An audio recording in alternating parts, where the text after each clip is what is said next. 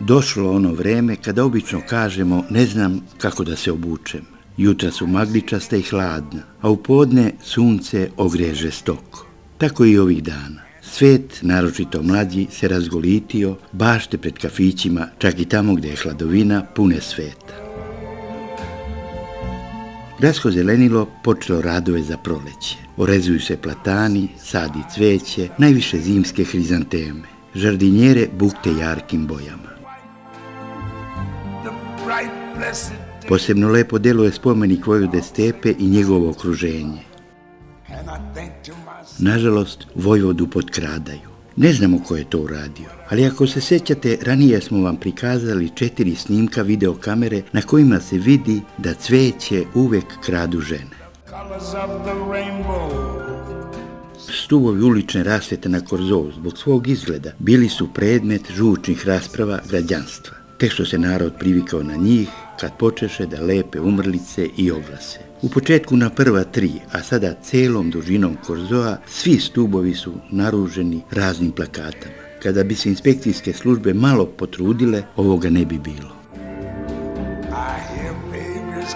U ulici Stoje Tošić presečen asfalt, ostala opasna i duboka rupa, a ničim obeležena. Ako ne vozite polako, možete, ne preterujemo, da otkinete točak. Nastavljeni radovi u ulici Hajduk Veljka, i to onaj deo pored Fra i litopapira, prošireni ulaz za industrijski prolaz. Sve je spremno za asfaltiranje, ali bolna tačka ove ulice, podvožnjak, ne služi ničemu. Narod i dalje prelazi preko pruge i sva je sreća da niko nije nastradao, ali to ne može biti opravdanje za gradsku vlast i železnicu. Na javnom parkiralištu kod lučne zgrade pažnju nam privlači elektronski displej, preko koga će vozači dobijati obaveštenje da li i koliko ima slobodnih mjesta na parkingu. Još nije u funkciji, ali će proraditi do kraja mjeseca i bit će od velike koristi. Posljednjih dana u Čačku se pojavio nov grafit. Piše Pravda za Uroša. Iz dnevne štampe saznajemo da se ovaj grafit pojavljuje i u drugim gradovima. Navijači Zvezde traže milost za Uroša, a to je onaj Uroš koji je hteo na tribinama Zvezdinog stadiona da ugura upaljenu baklju u usta policajcu u civilu i teško ga ozledio.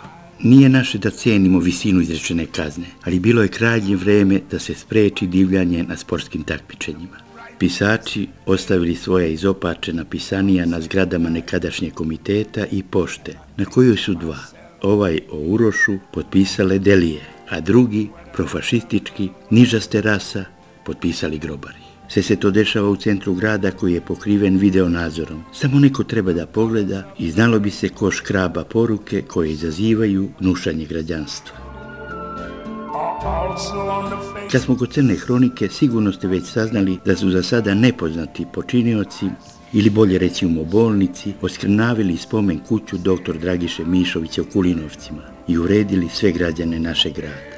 Ovo što vidite mogao je da uradi samo izopačen um i najniži talog ljudskog roda, čiji mozak nije veći od paukovog oka.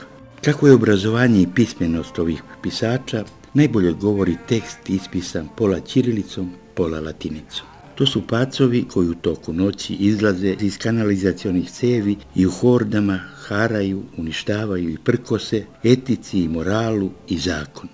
Našoj redakciji javljaju se građani, traže da se krivci pronađu i zasluženo kazne.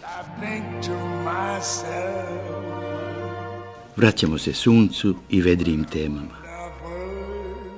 Ovo 2 slatkih mališana čekaju da mama uplati vožnju i kreću u svet dečije mašte. Nego ona pudlica nije te sreće da potrči i pridruži se ovom lutalici, koji juri i laje na automobil koji prođe. Studentkinja Ivana Đekić, drugarica našeg snimatelja Nenada Jeftića, priprema ispit iz informatike, a to joj je uslov da upiše 3. godinu.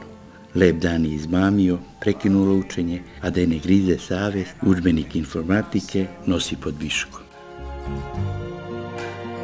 Ko je moćan, usto ima Mercedes, može da ga parkira i tamo gde je najstrožije zabranjeno. Osušene tuje koje su bile ruglo pored parka kod autobuske stanice zamenjene novim, valjda ove neće doživjeti istu sudbinu. Crnopurasti Veljko se tek probudio, deluje začuđujuće uredno, ima i pampers pelene, a majka Goca nije raspoložena da je snimam. Kaže, dosadilo mi, u svakom gradu me uslikavaju. Na početku ove emisije pomenuli smo vam da gradsko zelenilo orezuje platane. Danas rade u ulici Svetog Save. To nije ni malo lak posao. Ovaj kran sa korpom dostiže visinu do 18 metara, pa je prava veština rezati grane i voditi računa da one prilikom pada ne naprave štetu stambenim zgradama i dvorištima. U toku akcije očuvanja prirode, voda, širenja turizma, lova i ribolovac Čačanin Tomislav Bošković u Mrčajevcima na potezu Gušovac imao dobar ulov. Za nepu sat uhvatio 4 šarana koji su ukupno bili teški 19,5 kg. Najveći je merio 9,5 kg. Poštujući ribolovačku etiku, Tomislav Bošković je ribu vratio u Moravu. Poznajete li ovog čoveka? Njegov deda Milutin, ratnik, preživeo albansku Golgotu, vodio bitke na Mačkovom kamenu, Kajmakčalanu, Kumanovu, probijao Solunski front i vratio se okićen Karađorđevom zvezdom i odlikovanjima za hrabrost i vernost otadžbini. Otac Petar, domaćin, vredan, čestit i izuzetan majstor, stolar. Sestra Milka imala 4, a on 3 godine kada se kuća zavi u crno. Umre i majka Vukosava. Ostadoše siročići. Petar svu pažnju i ljubav posveti deci. Milka završi farmaceutski fakultet, sada živi u Banja Luci. On završio 8-godišnju školu u Atenici. Učiteljica mu bila Milena Bojić, razni starešina, bokserski šampion Tomislav Jorović, a profesor geografije ko drugi nego Milan Petković Brbljo. Otac ga učio zanatu i kako da bude domaćin i častan čovjek, a Milan Brbljo ga učio životu. Otac mu Petar bio izuzetan čovjek i, što je u to vrijeme bilo dosta neobično, znao odlično matematiku. A majstor najbolji u Čačku. Volao je ljude i oni njega. U njegovoj radionici bilo uvijek dobrih ljudi i pametnih razgovora. Od oca nasledio stručnost u radu i, što je najvažnije, da drži reč. Oženio se Zoricom Zimonjić, imaju 2 sina, Miloš student Tehnološkog fakulteta, odsek Tehnološka farmacija, a Petar učenik 4. razreda gimnazije. Miloša zatičemo kako šiša travu u dvorištu. Dok pričamo dođe i sin Petar, a nezadugo Banu prijatelj iz djetinjstva Petar Ćirković. Mašine posljednja generacija, čisto, pedantno i zna se svaki red. Dok snimamo, postaje nam jasno kako ovaj mlad čovjek ima toliko uspjeha u poslu. Ovdje se pravi najsavremeniji interijer i namještaj. Uživa veliki ugled ne samo u Srbiji. On radi u Izraelu, Atini, Barceloni i nekadašnjim republikama bivše Jugoslavije. Stasit i jak, u punoj snazi, u građanstvu važi kao kućevan čovjek i domaćin, ali tomu ne smeta da bude kavaljer i kafanski čovjek, i to u pravom smislu reči. Život mu nije bio lak, pa razume tuđu muku i nevolju. On je od onih ljudi koji pomažu manastirima, sirotinji i sportistima. Strast mu je ribolov i bilijar, a najveća slabost košarkaški klub Žele i njegov bife, u koji, kako reče, dolaze pravi, čestiti i stvarno dobri ljudi. Za rđe tu nema mesta. Najveća radost ove godine bila mu udaja sestričine Jelene, koja radi kao lekar u Banja Luci. Išao sa porodicom i bio pravi srpski ujak.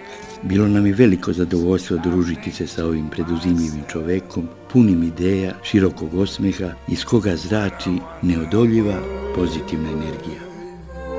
Milan Raković, Perovac.